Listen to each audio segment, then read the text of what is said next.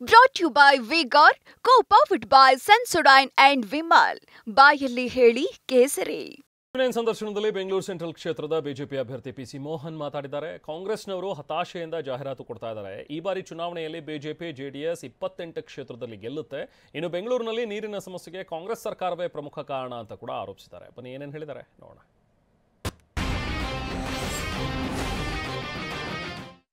ವಿಶೇಷ ಕಾರ್ಯಕ್ರಮಕ್ಕೆ ಸ್ವಾಗತ. ನಾನು ಕಿರಣ್ ಹನಿಯಡ್ಕ. ಬೆಂಗಳೂರು ಕೇಂದ್ರ ಲೋಕಸಭಾ ಕ್ಷೇತ್ರ ಕಳೆದ 3 ಅವಧಿಯಿಂದ ಬಿಜೆಪಿಯ ತೆಕ್ಕೆಯಲ್ಲಿದೆ. ಈ ಬಾರಿಯೂ ಕೂಡ ಬಿಜೆಪಿ ಅಭ್ಯರ್ಥಿಯಾಗಿ ಪಿಸಿ ಮೋಹನ್ ಲೋಕಸಭೆಯನ್ನು ಪ್ರವೇಶ ಮಾಡುವಂತಹ ಸಿದ್ಧತೆಯಲ್ಲಿದ್ದಾರೆ. ಟಿವಿ9 ಜೊತೆ ಈ ಸಂದರ್ಭದಲ್ಲಿದ್ದಾರೆ ಬಿಜೆಪಿ ಅಭ್ಯರ್ಥಿ ಪಿಸಿ ಮೋಹನ್ ಅವರು. ಪಿಸಿ ಮೋಹನ್ ಅವರೇ, 4ನೇ ಬಾರಿಗೆ ಬಿಜೆಪಿ ಅಭ್ಯರ್ಥಿಯಾಗಿ ಸ್ಪರ್ಧೆಯನ್ನ ಮಾಡ್ತಾ ಇದ್ರಿ, ಲೋಕಸಭೆಯನ್ನ ಪ್ರವೇಶ ಮಾಡುವಂತಹ ಸಿದ್ಧತೆಯಲ್ಲಿದ್ರಿ. ಹೇಗಿದೆ ಕ್ಷೇತ್ರದಲ್ಲಿ ನಾಡಿ ಮಿಡಿತ? ನಮಸ್ಕಾರ. ಜನರ ಒಂದು ಪ್ರತಿಕ್ರಿಯೆ ಬಹಳ ಚೆನ್ನಾಗಿದೆ. ಜನರು ಬಹಳ ಸಂತೋಷದಿದ್ದಾರೆ. ಕೇಂದ್ರ ಸರ್ಕಾರದ ಸಾಧನೆಗಳಾಗಲಿ ಹಾಗೂ ನಾನು ಕಳೆದ 3 ಅವಧಿಯಿಂದ ಮಾಡಿರುವಂಥ ಕೆಲಸಗಳ ಬಗ್ಗೆ. ಟಿಕೆಟ್ ಪಡೆಯುವಂಥ ವಿಚಾರದಲ್ಲಿ ನಿಮಗೆ ಅಷ್ಟು ಈಸಿ ಆಯ್ತಾ? ಪಕ್ಷದ ಒಂದು ನಾಯಕರು ಕೂಡ ನಮ್ಮ ಕಾರ್ಯಕರ್ತರ ಅಭಿಪ್ರಾಯ, ನಮ್ಮ ಒಂದು ಜನಗಳ ಒಂದು ಅಭಿಪ್ರಾಯವನ್ನು ಕೂಡ ತಗೊಂಡು ಸಂಗ್ರಹಿಸಿ ನನಗೆ 4ನೇ ಬಾರಿಗೆ ಕಂಟಿನ್ಯೂಯಸ್ ಆಗಿ ಬೆಂಗಳೂರಿನಲ್ಲಿ ಒಂದೇ ಅಭ್ಯರ್ಥಿ ಕೊಟ್ಟಿರುವಂಥದ್ದು ಕೂಡ. ಬೆಂಗಳೂರು ದಕ್ಷಿಣ ಬಿಜೆಪಿಗೆ ಕೇಕ್ ವಾಕ್ ಅನ್ನುವಂತಹ ಮಾತಿದೆ. ಆದರೆ ಬೆಂಗಳೂರು ಕೇಂದ್ರ ಒಂದಷ್ಟು ಕಷ್ಟ ಆಗಬಹುದು ಅನ್ನುವಂತಹ ಮಾತುಗಳು ಕೂಡ ಬಹಳ ಸಂದರ್ಭದಲ್ಲೂ ಕೂಡ ಆಗಾಗ ಕೇಳಿ ಬರ್ತೈತೆ. ಏನು ಹೇಳ್ತೀರಿ ನೀವು ಇದಕ್ಕೆ?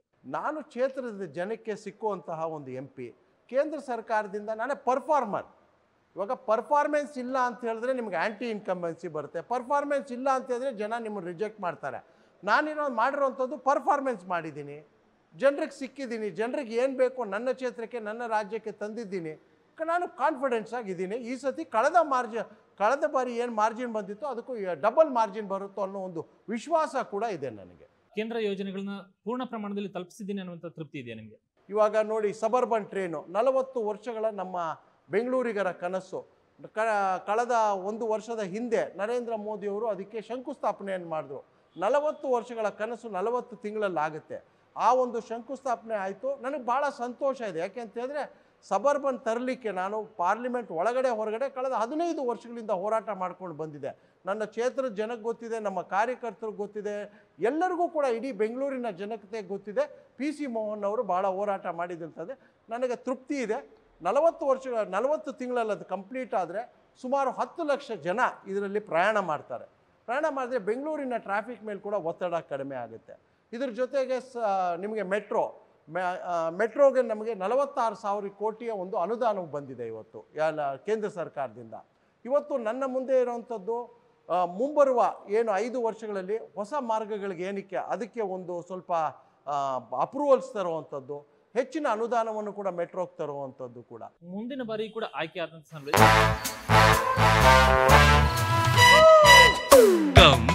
Come, my love, please don't say no, baby. Come, my love. V-Guard ನ air coolers extra large cooling pad ನೊಂದಿಗೆ ಇದು ಎಂತೆಂಥವರನ್ನು ಕೂಲ್ ಆಗಿಸುತ್ತೆ. V-Guard air coolers, long lasting cooling. ನಿಮ್ಮ ವಿಷನ್ ಏನಿದೆ ಬೆಂಗಳೂರು ಕೇಂದ್ರ ಕ್ಷೇತ್ರಕ್ಕೆ? ಏನ್ ಮಾಡಬೇಕು ಅಂತ ನೀವು ಅನ್ಕೊಂಡು? ನೋಡಿ, ಈಗ ಮುಂದಿನ ವಿಷನ್ ನನಗಿರುವಂಥದ್ದು ಸಬರ್ಬನ್ನು ಕಳೆದ ವರ್ಷ ಕೆಲಸ ಶುರುವಾಗಿದೆ. 40 ತಿಂಗಳಲ್ಲಿ ಅದು ಕೆಲಸವನ್ನು ಮುಂದೆ ನಾನು ಪೂರ್ಣಗೊಳಿಸಲಿಕ್ಕೆ ನಾನು ಪೂರ್ತಿ ಶ್ರಮವನ್ನು ಹಾಕ್ತೀನಿ. ಒಂದು ಕಾಲದಲ್ಲಿ ಬೆಂಗಳೂರು ಮಹಾನಗರ ಅಂತ ಹೇಳಿದ್ರೆ ಲೇಕ್ ಸಿಟಿ ಅಂತ ಹೇಳ್ತಿದ್ರು. ಇವತ್ತು ಕೆರೆಗಳಲ್ಲಿ ನೀರಿಲ್ಲ, ನಾನಾ ತೊಂದರೆಗಳಿದೆ. ಈ ಲೇಕ್ಸ್ ರೀಜೆನ್ಯುವೇಷನ್ಗೆ ನಾನು ಹೆಚ್ಚಿನ ಒಂದು ಒತ್ತಡವನ್ನು ಕೂಡ ನಾನು ಮುಂಬರುವ 5 ವರ್ಷಗಳಲ್ಲಿ ಕೊಡ್ತೀನಿ. ಜೊತೆಗೆ ಬೆಂಗಳೂರಲ್ಲಿ ಕಾವೇರಿದು ಎಷ್ಟು ಸ್ಟೇಜ್ ವಾಟರ್ ಬರ್ತಾ ಇದೆಯೋ ಅದಕ್ಕಿಂತ ಜಾಸ್ತಿ ಡಿಸ್ಚಾರ್ಜ್ ಹೊರಗಡೆ ಹೋಗ್ತಾ ಇದೆ. ಏನು ಸೂವೇಜ್ ನೀರು ಏನು ಹೋಗ್ತಾ ಇದೆಯೋ ಇದನ್ನು ರೀಸೈಕಲ್ ವಾಟರ್ ಮಾಡಿ ಇದನ್ನು ನಮ್ಮಲ್ಲೇ ಉಪಯೋಗ ಮಾಡಿ ಒಂದು ಗ್ರೌಂಡ್ ವಾಟರ್ ಹೆಚ್ಚಿನ ಒಂದು ಬೋರ್ವೆಲ್ ನೀರನ್ನು ಉಪಯೋಗ ಮಾಡಲಿಕ್ಕೆ ಕಡಿಮೆ ಮಾಡುವಂಥದ್ದಕ್ಕೆ ಒಂದು ರೂಲ್ಸ್ ಮಾಡಲಿಕ್ಕೆ ಕೂಡ ನಾನು ಕೇಂದ್ರ ಮತ್ತು ರಾಜ್ಯ ಸರ್ಕಾರದ ಮೇಲೆ ಒತ್ತಡ ಹಾಕ್ತೀನಿ. ಈ ಬಾರಿ ಬೇಸಿಗೆಯಲ್ಲಿ ಕುಡಿಯುವ ನೀರಿನ ಸಮಸ್ಯೆ ನಿಮ್ಮ ಕ್ಷೇತ್ರದಲ್ಲಿ ಬಂದಾಗ ಅದನ್ನು ಹೇಗೆ ಪರಿಹರಿಸಿದ್ರಿ ನೀವು? ನೋಡಿ, ಈಗ ಇದೇನಾಗಿದೆ ಅಂತ ಹೇಳಿದ್ರೆ ಈ ಸಮಸ್ಯೆ ಬರಲಿಕ್ಕೆ ಕಾರಣ ಕಾಂಗ್ರೆಸ್ಸು ನಾನು ಹೇಳ್ತೀನಿ. ಯಾಕೆಂದರೆ ಈ ಒಂದು ಕಾವೇರಿಯ ಒಂದು ಡಿಸ್ಪ್ಯೂಟು ಸುಪ್ರೀಂ ಕೋರ್ಟಲ್ಲಿದೆ. ಕಳೆದ 4-5 ತಿಂಗಳ ಹಿಂದೆ ಇಲ್ಲಿರುವಂಥ ಕಾಂಗ್ರೆಸ್ ಸರ್ಕಾರ ಸುಪ್ರೀಂ ಕೋರ್ಟಲ್ಲಿ ಮ್ಯಾಟರ್ ಇರೋವಾಗ ಸುಪ್ರೀಂ ಕೋರ್ಟ್ಗೆ ಹೋಗೋಕ್ಕೆ ಮುಂಚೆನೇ 15-20 ದಿನಗಳ ಕಾಲ ನೀರು ಬಿಟ್ಟರು. ಅದಕ್ಕೇ ನಮ್ಗೆ 1.5-2 ತಿಂಗಳು ಇಲ್ಲಿ ಕೂಡ ನೀರು ಶಾರ್ಟೇಜ್ ಆಗ್ತಾ ಇದೆ. ಇವರು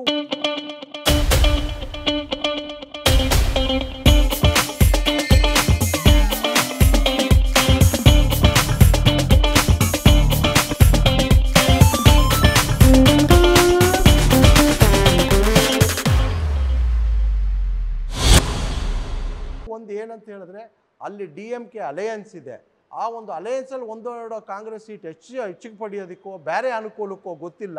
ಇವತ್ತು ಬೆಂಗಳೂರಿನ ಜನರನ್ನ ಕಷ್ಟದಲ್ಲಿ ಸಿಕ್ಕಿರೋದು ಇಡೀ ಬೆಂಗಳೂರಿನ ಜನತೆ ಗೊತ್ತಾಗಿದೆ. 1,40,00,000 ಜನಕ್ಕೆ ಕೂಡ ಗೊತ್ತಾಗಿದೆ. ಅದಕ್ಕೆ ಜನ ತಕ್ಕ ಪಾಠವನ್ನು ಕೂಡ ಕಲಿಸ್ತಾರೆ ಕಾಂಗ್ರೆಸ್ ಅವ್ರಿಗೆ.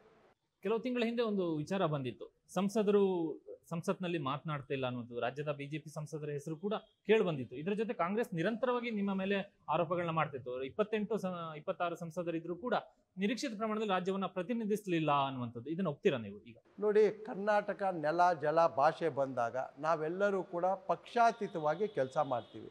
ಕಾಂಗ್ರೆಸ್ಸು ಇವತ್ತು ಡೆಸ್ಪರೇಟ್ ಆಗಿದೆ. ಅವ್ರಿಗೆ ಗೊತ್ತು ಈ ಚುನಾವಣೆಯಲ್ಲಿ ಅವ್ರು ಗೆಲ್ಲೋದಿಲ್ಲ.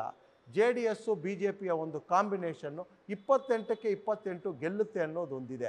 ಅವರು ಭಾಳ ಡೆಸ್ಪರೇಟು. ಅವರು ಮಾತಾಡೋ ಮಾತುಗಳನ್ನು ಕೇಳಿ ಇವೆಲ್ಲವನ್ನು ನೋಡ್ತಿದ್ದೀರಲ್ಲ, ಅವ್ರಿಗೆ ನಾವು ಒಂದು ಮುಳುಗುವ ಹಡಗು ಅಂತ ಹೇಳಿ ಅವ್ರು ಬಾಯಿಗೆ ಬಂದಾಗ ಮಾತಾಡ್ತಾ ಇದ್ದಾರೆ. ಇವತ್ತು ಇದೇ 10 ತಿಂಗಳ ಹಿಂದೆ ಕಾಂಗ್ರೆಸ್ ಅವರು ಏನು ಸುಳ್ಳು ಭರವಸೆಯನ್ನು ಕೊಟ್ಟು ಇವತ್ತು ರಾಜ್ಯದಲ್ಲಿ ಅಧಿಕಾರಕ್ಕೆ ಬಂದರು. ತಮಗೆ ಗೊತ್ತಿದೆ 200 ಯೂನಿಟ್ ಎಲ್ಲರಿಗೂ ಫ್ರೀ ಅಂತ ಹೇಳಿದ್ರು. ಯಾರು? ಸಿದ್ದರಾಮಯ್ಯನವರು.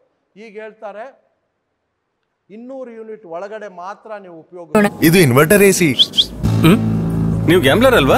ಗ್ಯಾಮ್ಲರ್ ಜೂಜಾಡ್ತಿರಲ್ವಾ? ನೀವು ಜೂಜಾಡ್ತೀರಾ? ಇಲ್ಲ, ಯಾರು ಏನು ಹೇಳಿದ್ರು ಅಂತ ನೀನು ಎಷ್ಟು ಕಾಸ್ಟ್ಲಿ ಹಾಗೂ ಡೆಲಿಕೇಟ್ AC ತಗೊಂಡು ಸ್ಟೆಬಿಲೈಸರ್ ತಗೊಳ್ಳಿಲ್ಲ ಅಂದ್ರೆ ಇದು ಜೂಜಾಟ ತಾನೇ. ಒಂದೇ ಫ್ಲಕ್ಚುಯೇಷನ್ ಗೆ ನಿಮ್ಮ ಇನ್ವರ್ಟರ್ AC ಪಾರ್ಟ್ಸ್ ಡ್ಯಾಮೇಜ್ ಆಗಬಹುದು. ಅದನ್ನು V-Guard ಉಪಯೋಗಿಸಿ ಸುರಕ್ಷಿತವಾಗಿರಿಸಿ. V-Guard, India's #1 stabilizer. ಬೇಕು ಅಂತ ಹೇಳ್ತಾರೆ. ಅದಾದ್ಮೇಲೆ ಇನ್ನೊಂದು ಏನಂತ ಹೇಳಿದ್ರೆ 200 ಯೂನಿಟ್ ಒಳಗಡೆ ಅವರಿಗೆ ಫ್ರೀ ಕೊಟ್ಟು ಅದಾದಮೇಲೆ ಬೇರೆಯವ್ರು ಎಲ್ಲರಿಗೂ ಕೂಡ 50% ಟ್ಯಾರಿಫನ್ನು ಜಾಸ್ತಿ ಮಾಡ್ತಾರೆ. 2,000 ರೂಪಾಯಿ ಮನೆಯಲ್ಲಿ ಎಲ್ಲರಿಗೂ ಕೊಡ್ತೀನಿ ಅಂತ ಹೇಳಿದ್ರು. ಇವತ್ತು ಯಾರೋ ಬರೀ ಕೇವಲ ರಾಜ್ಯದಲ್ಲಿ ಒಂದು 5ರಿಂದ 10% ಆ ಒಂದು ವರ್ಗದ ಜನಕ್ಕೆ ಮಾತ್ರ ಕೊಟ್ಟಿದ್ದಾರೆ. ಇವತ್ತು ಅವರು ಯಾವತ್ತು ಮುಖ್ಯಮಂತ್ರಿ ಆಗಬೇಕು ಅಂತ ಅವ್ರು ಕಾಯ್ತಾ ಇದ್ದಾರೆ. ಮುಖ್ಯಮಂತ್ರಿ ಅವರು ನಾನು ಹೆಂಗೆ ಚೀಟ್ ಉಳಿಸ್ಕೋಬೇಕು ಅಂತ ಅವ್ರು ನೋಡ್ತಾ ಇದ್ದಾರೆ. ಮಂತ್ರಿಗಳು ನಾವು ಯಾರ ಜೊತೆ ಇರಬೇಕು ಅಂತಂದರೆ ಒಟ್ಟು ರಾಜ್ಯದಲ್ಲಿ ಯಾವುದೇ ಮುಖ್ಯಮಂತ್ರಿ ಹಿಡಿದು ಯಾವುದು ಮಂತ್ರಿಗಳಾಗಲಿ ಅವರ ಶಾಸಕರುಗಳಾಗಲಿ ಕೆಲಸ ಮಾಡ್ತಾ ಇಲ್ಲ. ಬೆಂಗಳೂರಿನ ಪರಿಸ್ಥಿತಿ ನೋಡಿ, ಇವರ ಸರ್ಕಾರ ಬಂದ ಮೇಲೆ ಒಂದೇ ಒಂದು ಪಾರ್ಟ್ ಹೋಲ್ ಫಿಲಪ್ ಮಾಡಲಿಕ್ಕೆ ಕೂಡ ದುಡ್ಡಿಲ್ಲ. ಯಾವುದೇ ಒಂದು ಅಭಿವೃದ್ಧಿಗೆ ದುಡ್ಡಿಲ್ಲ.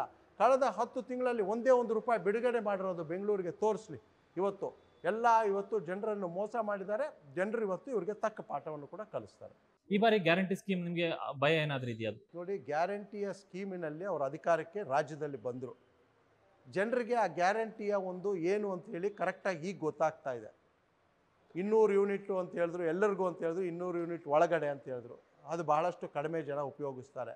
50% ಎಲ್ಲರಿಗೂ ಜಾಸ್ತಿ ಆಗಿದೆ ಜನಕ್ಕೆ. ಈ ಥರ 2,000 ರೂಪಾಯಿ ಎಲ್ಲರಿಗೂ ಕೊಡ್ತಾ ಇಲ್ಲ. ಎಲೆಕ್ಷನ್ನು ಅಂತೇಳಿ 3 ತಿಂಗಳಿಗೆ ಒಂದೇ ಸತಿ ಹಾಕಿದ್ದಾರೆ. ಜನರಿಗೆ ಗೊತ್ತಿದೆ ಈ ಎಲೆಕ್ಷನ್ ಆದಮೇಲೆ ಅದು ಕೊಡೋದಿಲ್ಲ ಅಂತೇಳಿ. ಇವತ್ತು ಕಾಂಗ್ರೆಸ್ ಅವರು ಒಂದು ಮ್ಯಾನಿಫೆಸ್ಟೋವನ್ನು ರಿಲೀಸ್ ಮಾಡಿದ್ದಾರೆ. ಅವ್ರಿಗೆ ನಿಜವಾಗ್ಲೂ ಒಂದು ನಗುಪಾಟ್ಲು, ಜನ ಎಲ್ಲರೂ ಕೂಡ ನಗ್ತಾ ಇದ್ದಾರೆ. ಅವ್ರು ಹೇಳ್ತಾರೆ ಇವತ್ತು ಯಾರು ಇವತ್ತು ಒಂದು ಮ್ಯಾನಿಫೆಸ್ಟೋ ಕೊಡಬೇಕು ಅಂದರೆ ಈ ರಾಜ್ಯದ ದೇಶದಲ್ಲಿ ಅಧಿಕಾರಕ್ಕೆ ಯಾರು ಬರ್ತಾರೋ ಅವರು ಒಂದು ಮ್ಯಾನಿಫೆಸ್ಟೋವನ್ನು ಕೊಡಬೇಕು. ಕಾಂಗ್ರೆಸ್ ಹತ್ರ ಕೂಡ ಬರಲ್ಲ. 2014 44-48 ಸೀಟ್ ಬಂದಿದೆ. ಸಂವೇದನಾಶೀಲತೆಯಿಂದ ತಕ್ಷಣವೇ ಆರಾಮ ಪಡೆಯಿರಿ. ಸೆನ್ಸೊಡೈನ್ ರ್ಯಾಪಿಡ್ ರಿಲೀಫ್ ಜೊತೆಗೆ 2019 50-52 ಸೀಟ್ ಬಂದಿದೆ. 10% ಕರೆಕ್ಟ್ ಸೀಟ್ ತೊಗೊಂಡ್ರೆ ಅದಕ್ಕೆ ಮೇಲೆ ತೊಗೊಂಡ್ರೆ ಮಾತ್ರ ಒಂದು ಪ್ರಿನ್ಸಿಪಲ್ ಅಪೋಸಿಷನ್ ಆಗ್ತಾರೆ. ಇವತ್ತು ಅಪೋಸಿಷನ್ ಲೀಡರ್ಶಿಪ್ಪು ಇಲ್ಲ. ಇವತ್ತು ಇವರು ಜನರಿಗೆ ಒಂದು ಮ್ಯಾನಿಫೆಸ್ಟೋ ಮಾಡಿದ್ರೆ ಜನ ಇದನ್ನು ನಂಬ್ತಾರ? ಯಾರು ಅಧಿಕಾರಕ್ಕೆ ಬರ್ತಾರೋ ಅವರು ಒಂದು ಮ್ಯಾನಿಫೆಸ್ಟೋ ಮಾಡಿದ್ರೆ ಜನ ನಂಬ್ತಾರೆ. ಕಾಂಗ್ರೆಸ್ಸಿನ ಮ್ಯಾನಿಫೆಸ್ಟೋ ಬಗ್ಗೆ ಜನಕ್ಕೆ ನಂಬಿಕೆ ಇಲ್ಲ. ನಿಮ್ಮ ಕ್ಷೇತ್ರದಲ್ಲಿ ನೀವು ಸ್ಟಾರ್ ಕ್ಯಾಂಪೇನ್ಗಳನ್ನ ಏನು ಕರ್ಕೊಂಡು ಬಂದಿಲ್ಲ, ಇನ್ನೂ ಕೂಡ ಪ್ರಧಾನಿಯವರು ಬಂದಿಲ್ಲ, ಕೇಂದ್ರ ಗೃಹ ಸಚಿವರು ಕೂಡ ಇನ್ನೂ ಬಂದಿಲ್ಲ. ನಿಮ್ಮ ಹಂತದಲ್ಲಿ ನೀವು ಪ್ರಚಾರಗಳನ್ನ ಮಾಡ್ತೀರಿ, ರಾಜ್ಯ ನಾಯಕರುಗಳೆಲ್ಲ ಪ್ರಚಾರ ಮಾಡಿದ್ದಾರೆ. ಹಾಗಾಗಿ ಬೇರೆ ಕ್ಷೇತ್ರಗಳು ಹೋಲಿಸಿದ್ರೆ ಬೆಂಗಳೂರು ಕೇಂದ್ರ ಕ್ಷೇತ್ರಕ್ಕೆ ಒಂದಷ್ಟು ಕಡಿಮೆ ಕೇಂದ್ರ ನಾಯಕರು ಬಂದಿದ್ದು ಅನ್ನುವಂಥದ್ದು. ನೋಡಿ, ಈಗಾಗಲೇ ನರೇಂದ್ರ ಮೋದಿ ಅವರು ನಮ್ಮ ಕ್ಷೇತ್ರಕ್ಕೆ ಬಂದಿದ್ದಾರೆ.